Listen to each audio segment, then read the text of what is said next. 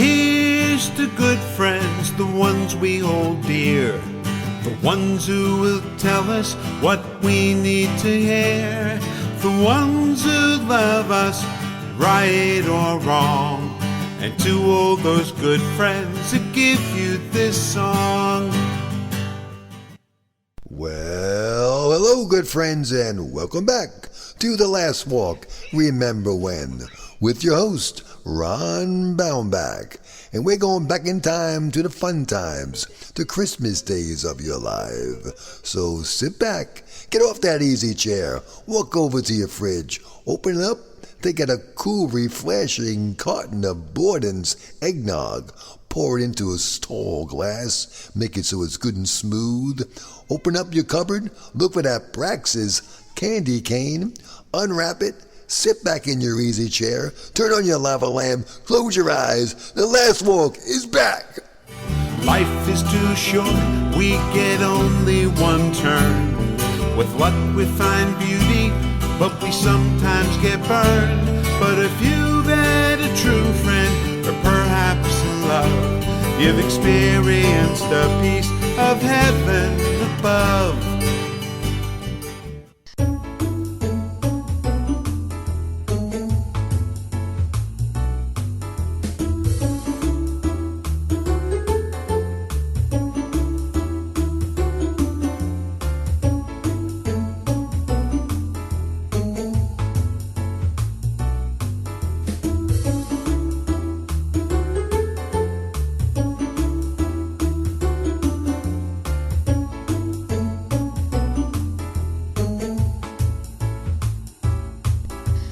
Well, it's a bit different this year, isn't it? COVID-19 has sort of changed the way we do things. And as we enter the Christmas season, it'll be a bit strange not to be with all the family, to do more Zooms, and hopefully as we ward off the second wave of this crazy virus, and look forward to the coming of the vaccines to hopefully have the herd effect take effect, so we can all get way past it. And I thought I'd go back in the vault and look at some of the songs and shows I did in the past about Christmas.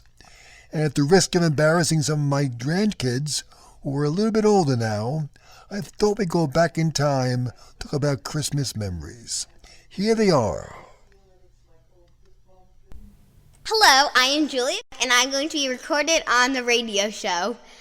Grandma got run over by a reindeer, walking over pizza on Christmas Eve.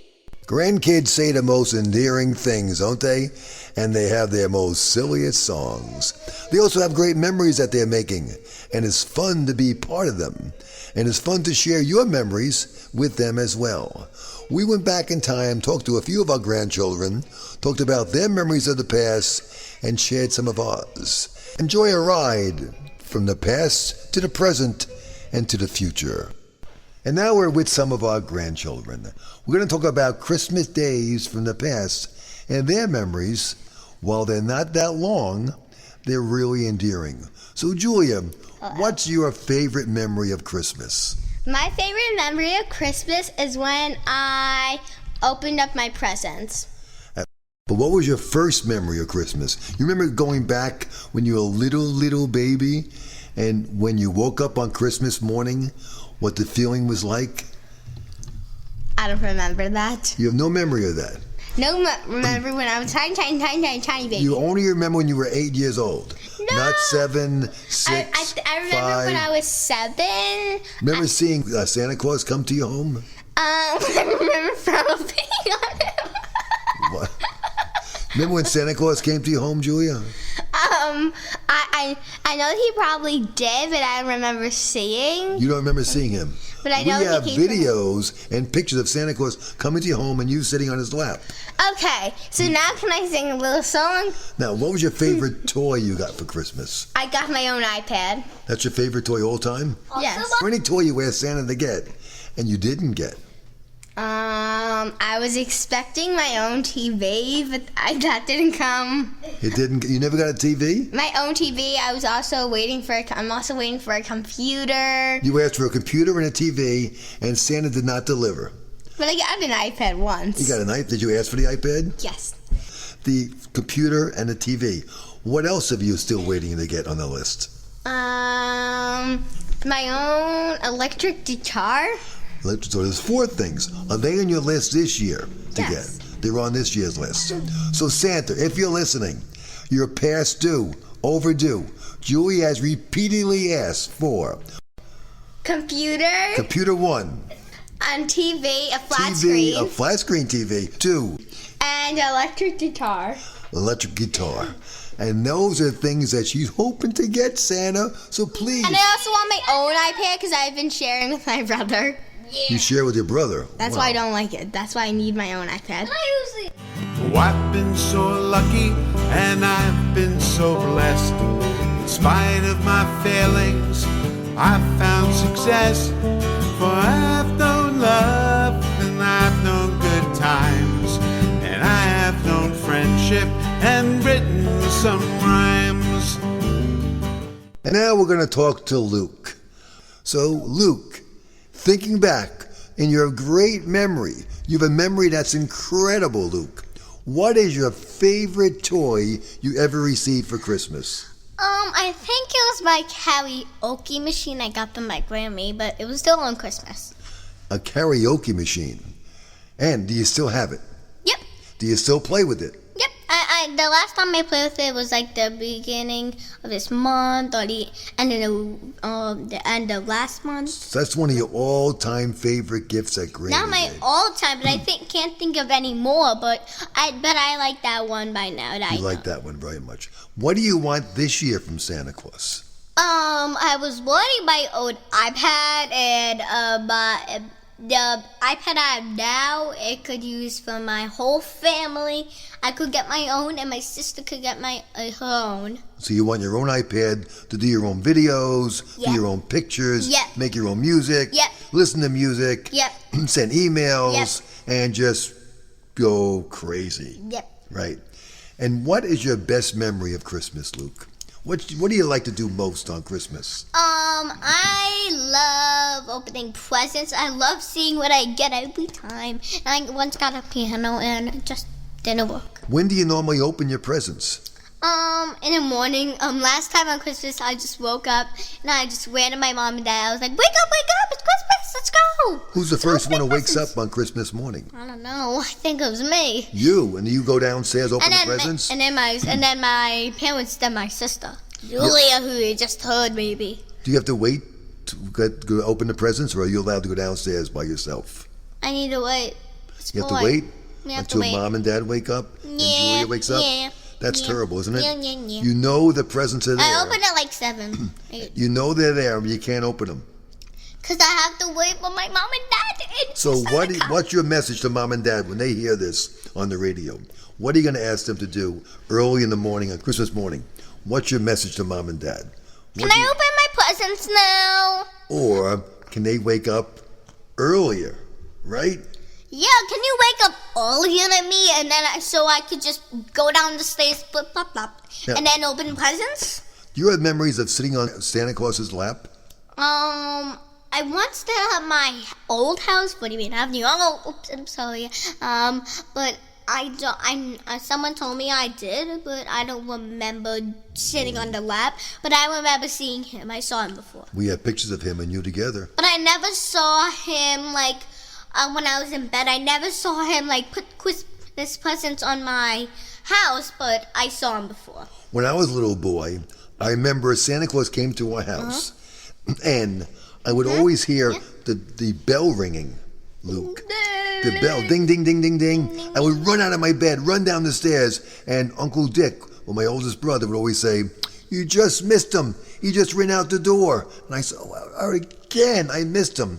But sometimes, if I was lucky, I would get up really quick and run downstairs, and I saw this big man in a red suit standing by our Christmas tree. And he that always he always put one bulb on the tree, and then he had presents in a big sack, and I couldn't understand how we got so many presents in the sack. And the more he took presents out, the more the sack was still large. And I watched him on the top of the steps.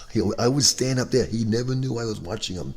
And I creeped down, and I saw Santa Claus standing by our tree when I was a little boy. I think I was 6 or 7 or 8 years old. And My one age. by one, he would pull the gifts out of his sack and lay them around the tree. It was so wonderful. You know what And I his had to do name's then? Santa Claus. It was Santa. And then I go upstairs. I never wanted my mommy and daddy to know, or Uncle Dick, Uncle Jerry, or Aunt Debbie was still sleeping. She was younger. And I would go to bed and say, I saw Santa Claus. And then my daddy would wake up and my mommy would wake up and they would say, oh, it's time to go see Santa, see Santa. We run downstairs and the presents were all there. And everyone said, oh, we missed Santa again. And I said to myself, not really. I saw Santa bringing gifts to our house. Oh, so that's Luke, cool. Someday, maybe this Did he year. see you? Did he I don't see think you guys? he saw me, because they always said if he sees you, he may not come back. And I was worried he would see me. So I made sure I snuck up on top of the steps. But sometimes if your parents let you, then he's allowed to see you. So then I sat on his lap sometimes, we can down. But this one year, Uncle Dick kept saying, I missed him. I wanted so much to see him. So I did see him, but Santa didn't know I saw him. The next year, though, they told me to come downstairs, and he was there waiting for me. And I sat on his lap, and I told him what I wanted. I wanted a robot, a little robot, Roger the robot. And guess what? I might want that for Christmas. Robert the robot. I still have that robot. Where is it? And I would like to Someday, Luke, maybe you'll get that robot. I hope. Where is it? It's in the basement. We'll Oh, get I it. thought it was As in the soon as the plate show's for you. over, I'll go get it for you and make Grandma's Day. All right, everybody. We'll come back in a second with more memories from Luke and Christmas. Bye. See you later. Bye. Here's to good friends, the ones we hold dear, the ones who will tell us what we need to hear, the ones who love us, right or wrong, and to all those good friends who give you this song. It gives me great pleasure now to introduce a kid from the block. And I mean the block where I grew up on, Houston Avenue in Williston Park, Long Island, New York. I'm thrilled to have Jim McIntyre on our show today, talking about memories of Christmas Eve and Christmas morning from way back when. So we had Luke and Julia, the recent past. Now we go way back in time with the past from our past. Jim, thanks so much for joining our show, and please share with us some of the memories you have from growing up way back in the 50s and 60s.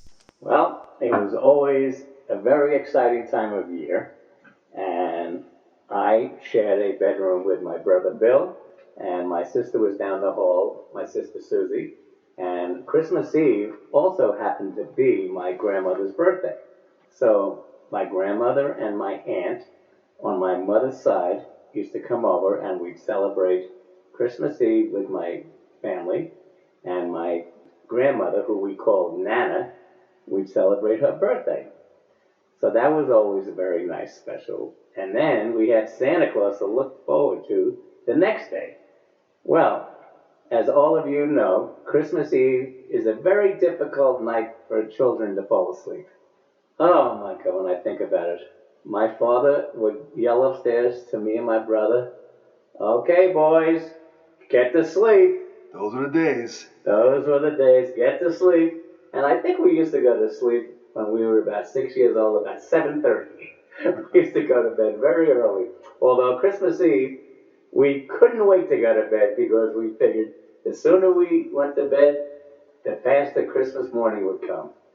So we slept and we looked out the window every once in a while to see if we could see Santa and his sled. And unfortunately, it always seemed to be cloudy that night, so we never saw him. And we didn't hear any pitter-patter on the roof. Well, come Christmas morning, my father, of course, my brother and I and my sister would wake up super early. And my parents, Bob and Arlene, would have been up very late Christmas Eve night, celebrating my grandmother's birthday. So, of course, we would say at 7 o'clock, 6:30 in the morning, can we go downstairs now? And of course my father would say, well, let me go downstairs first to see if Santa came. And I'll put the Christmas tree lights on so you can see all your presents. So my father would go downstairs first. And he would say, okay, Santa was here. So we'd rush down the stairs, and we all had our own pile of toys. And everything was wrapped so nicely and very exciting. And of course, I was the animal in the family. I would just rip apart the paper very quickly just to see what I got. I can't believe you would be that way, Jim. My brother was very, very slow. He savored every moment. Although, as all you children out there know, one year the first package I opened was a pair of underwear and socks.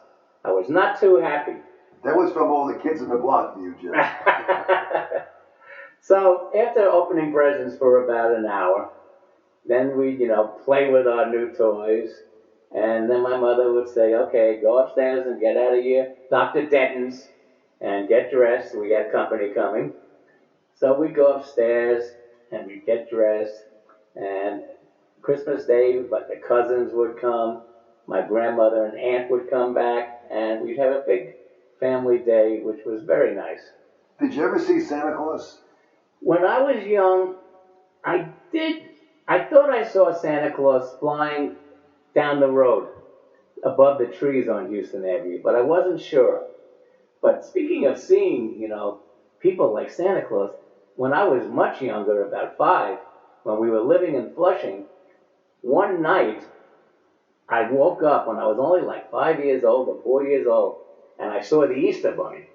And that was very exciting, and he was pink and purple. You actually saw the Easter Bunny. I saw the Easter Bunny in our apartment in Flushing. An amazing occurrence. Unbelievable. So, Who was more scared, you or the Easter Bunny? well, I don't know. I didn't have a carrot, so I think I was more scared. So back to Christmas. We moved to Houston Avenue in 1954 in early December. So Christmas was right around the corner. So that was a very nice Christmas, although a little hectic just moving into a new house. As the years went by, Christmas was always a very jolly time. And I remember Ron's father, Frank Baumbach, came to our house one Christmas Eve. Well, actually, Christmas Eve, but it was early in the day. And he told my parents that he had finally called Santa Claus, and Santa Claus had answered. And that Santa Claus that evening was going to pay a visit to all the children on Houston Avenue. Well, as you can imagine, that was very exciting that he would bother to stop by.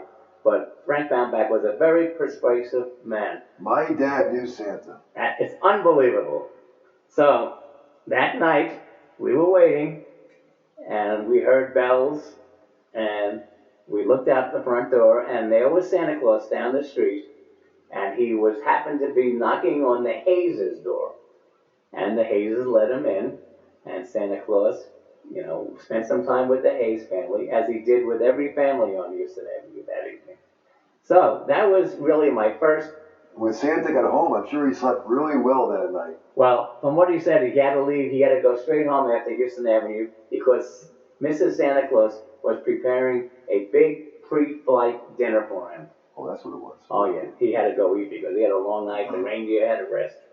I remember a lot of refreshments Santa Claus got as well along the way. Well, it's amazing. After eating that big dinner on Christmas Eve that Mrs. Santa Claus had prepared for him, then he probably had 1,000,000 cakes, cookies, and glasses of milk. And rum cake. Yeah. Amazing. Yeah.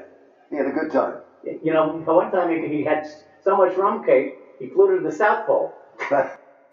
Thanks, Jim, for sharing the memories. We really appreciate it. And thanks for 2 of my grandchildren, Luke and Julia, for being on the show. Here's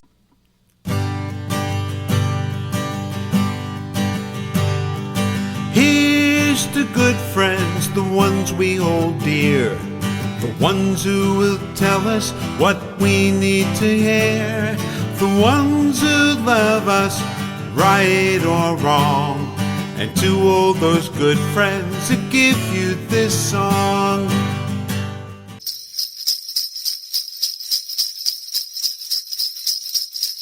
And what, my friends, does that sound remind you of? It's the sleigh bells. It's Santa Claus up on the roof, going through the sky with his reindeer, led by Rudolph.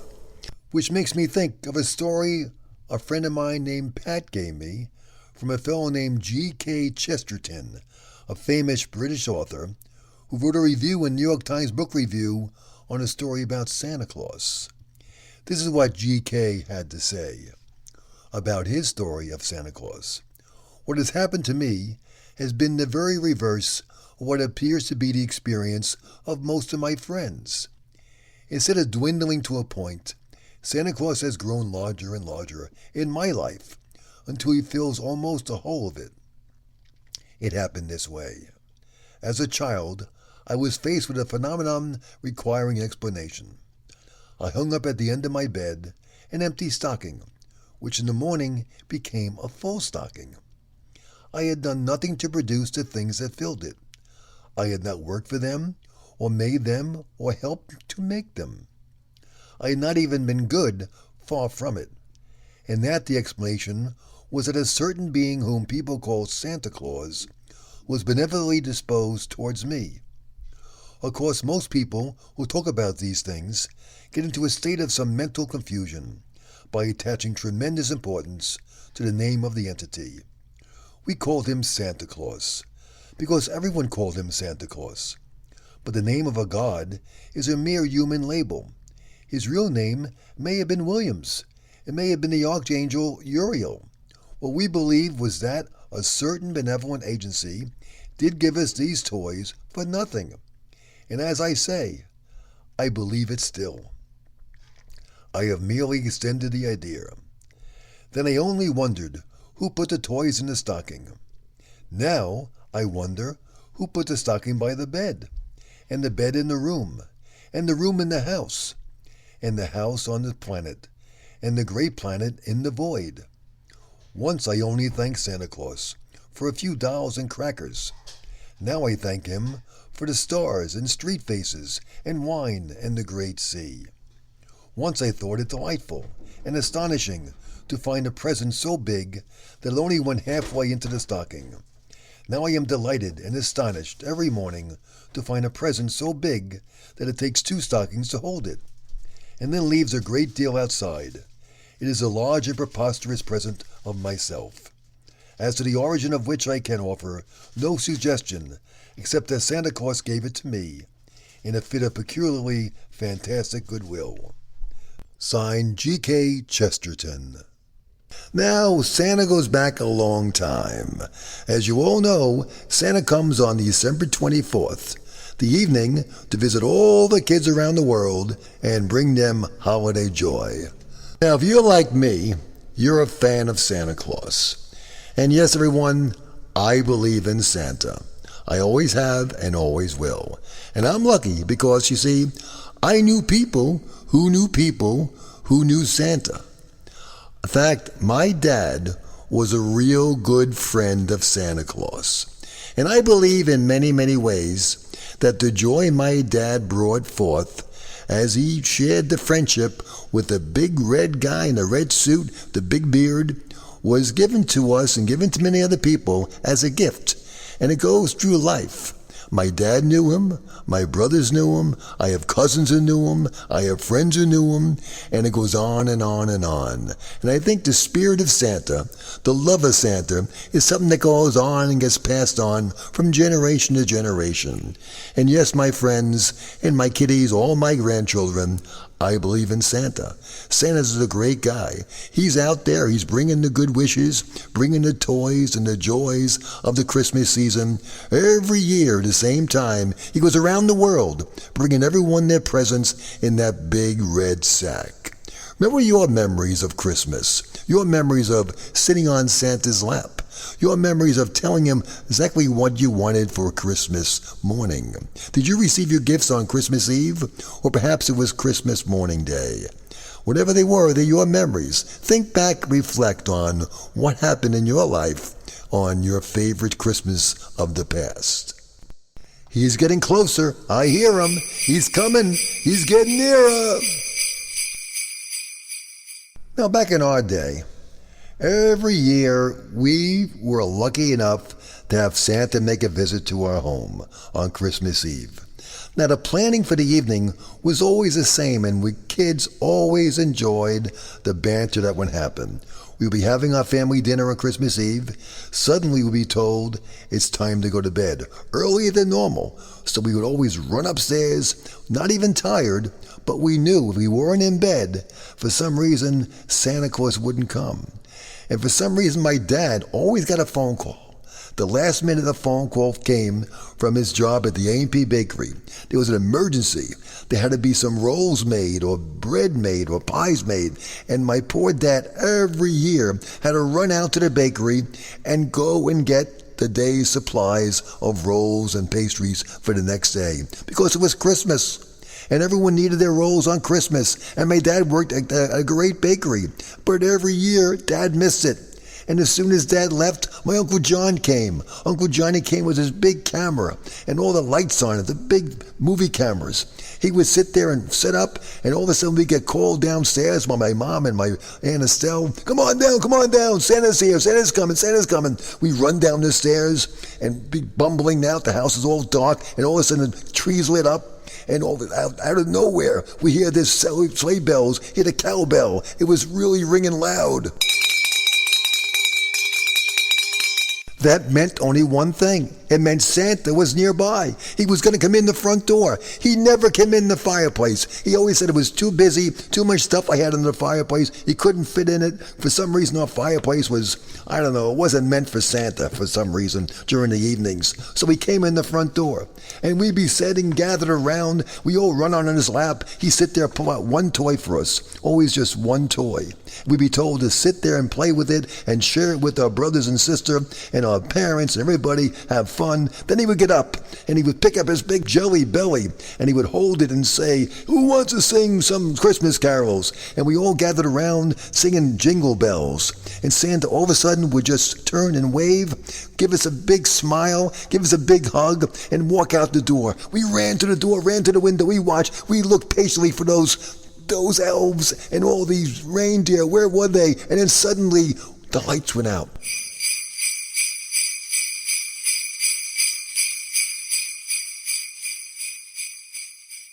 And we heard it again.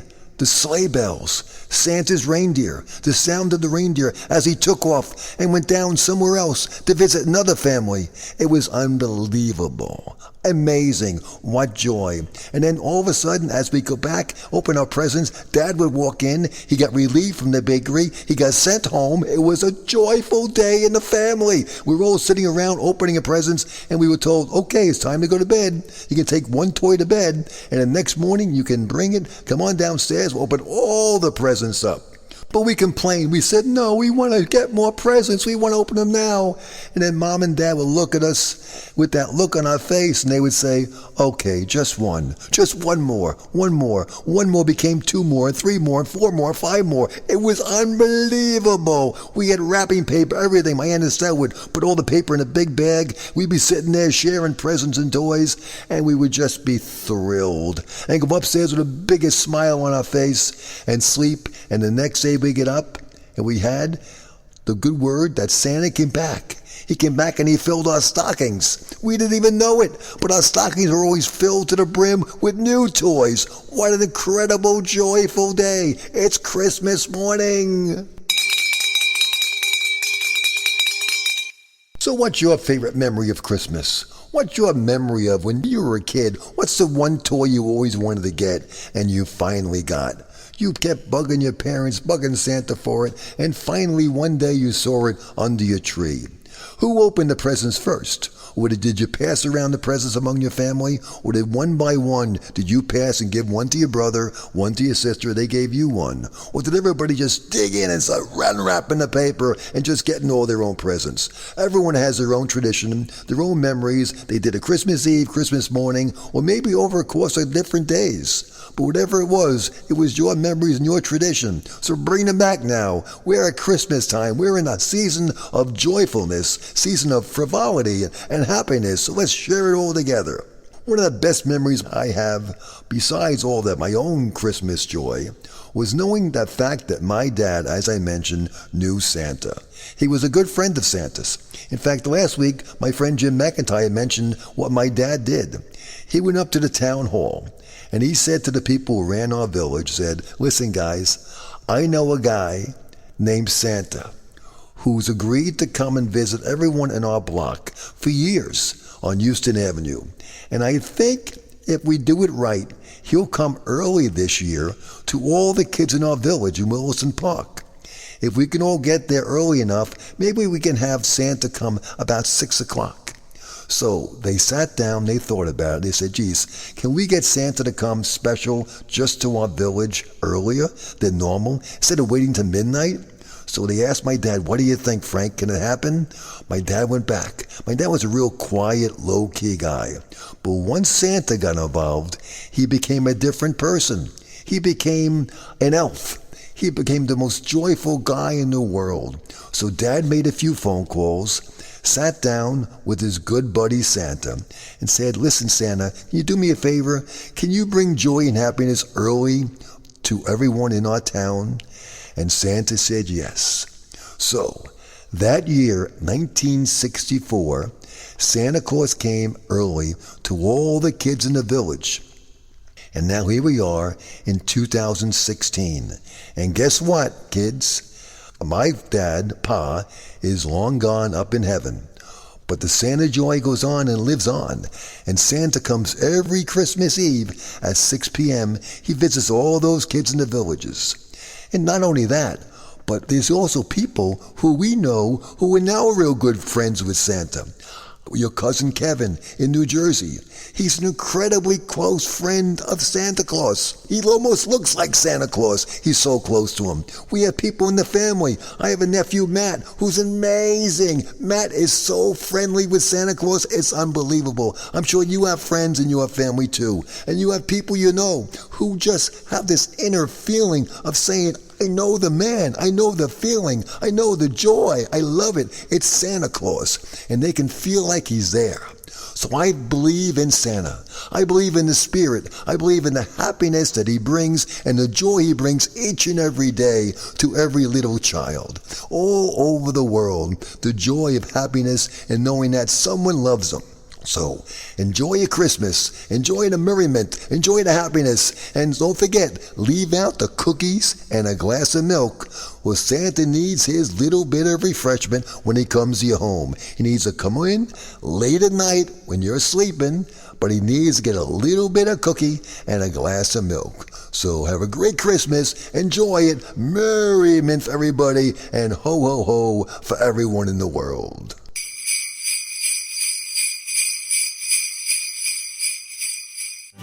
Oh, I've been so lucky and I've been so blessed.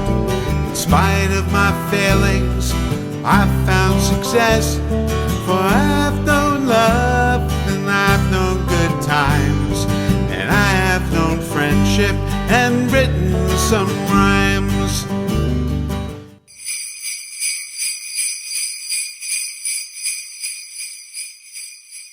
You've been listening to The Last Walk, Remember When, with your host, Ron Baumbach, and a special thanks to my good friend for all time, Santa Claus, for listening in and bringing the joy to everyone who listens to us in the radio land.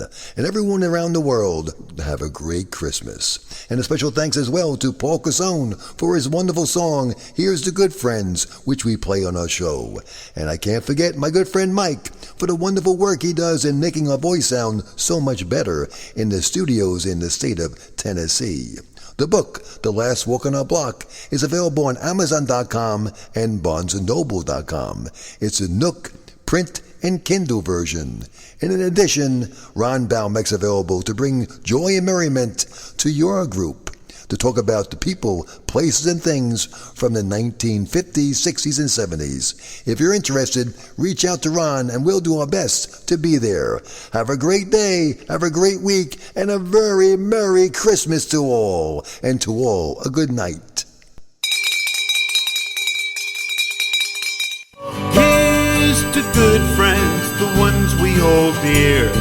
the ones who will tell us what we need to hear, the ones who love us, right or wrong, and to all those good friends who give you this song, and to all those good friends who give you this song.